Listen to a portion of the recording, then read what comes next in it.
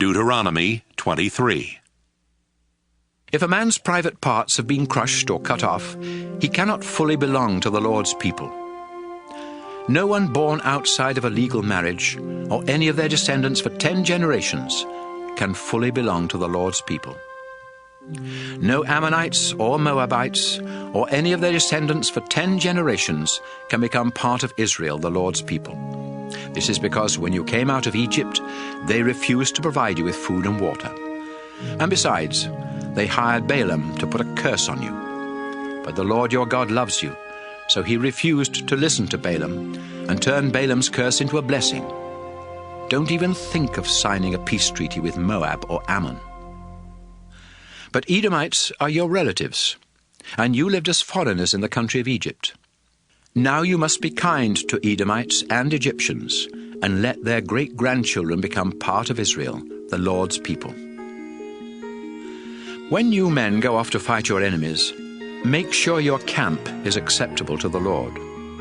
For example, if something happens at night that makes a man unclean and unfit for worship, he must go outside the camp and stay there until late afternoon. Then he must take a bath, and at sunset he can go back into camp. Set up a place outside the camp to be used as a toilet area, and make sure that you have a small shovel in your equipment. When you go out to the toilet area, use the shovel to dig a hole. Then, after you relieve yourself, bury the waste in the hole. You must keep your camp clean of filthy and disgusting things.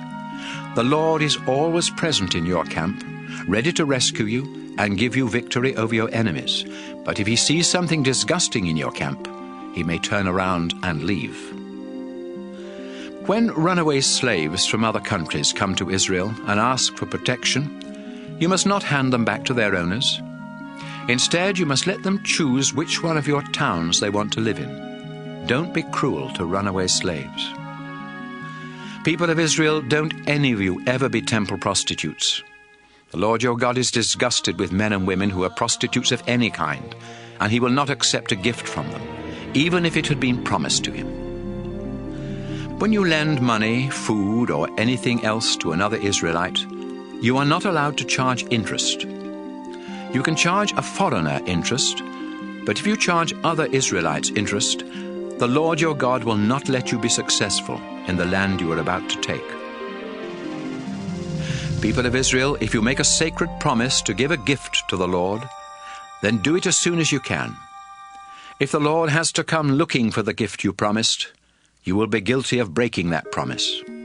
On the other hand, if you never make a sacred promise, you can't be guilty of breaking it. You must keep whatever promises you make to the Lord. After all, you are the one who chose to make the promises. If you go into a vineyard that belongs to someone else, you are allowed to eat as many grapes as you want while you are there. But don't take any with you when you leave. In the same way, if you are in a grain field that belongs to someone else, you can pick heads of grain and eat the kernels, but don't cut down the stalks of grain and take them with you.